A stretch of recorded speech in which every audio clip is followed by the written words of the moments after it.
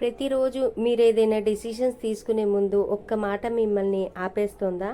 ప్రతి అడుగు వాళ్ళేమనుకుంటారో వీళ్ళేమనుకుంటారో అని ఆగిపోతున్నారా?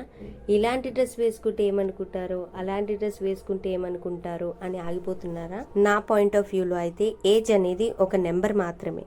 మనం ఎంత యాక్టివ్గా ఉంటే మన కిడ్స్ కూడా అంతే యాక్టివ్గా ఉంటారు. వాళ్ళ ముందు మనం బాధగా కానీ ఉన్నామనుకోండి, వాళ్ళు కూడా అలాగే ఉంటారు. కానీ ఇవాళ రేపు పిల్లలున్న తల్లి మాత్రం చాలా యాక్టివ్గా ఉండాలి. ఎందుకంటే వాళ్ళ మనసులో మా అమ్మ ఎప్పుడు అన్యాక్టివ్గా ఉంటుంది, మా ఫ్రెండ్ వాళ్ళ మామ్ అయితే చాలా యాక్టివ్గా ఫ్రెండ్లీగా ఉంటుంది అని వాళ్ళ మనసులో అయితే అనుకోకూడదు.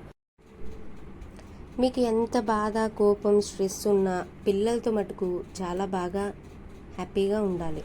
ఎప్పుడూ ఆ నలుగురు కోసం ఏదో ఆలోచించుకుంటూ డల్గా అయితే ఉండకూడదు. అసలు ఎవరు ఈ నలుగురు? వాళ్ళు మన బాధలు, బాధ్యతలు తీసుకున్నారా?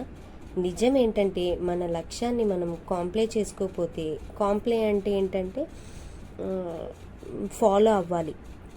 మన లక్ష్యాన్ని మనం ఫాలో అవుతూ ఉండాలి.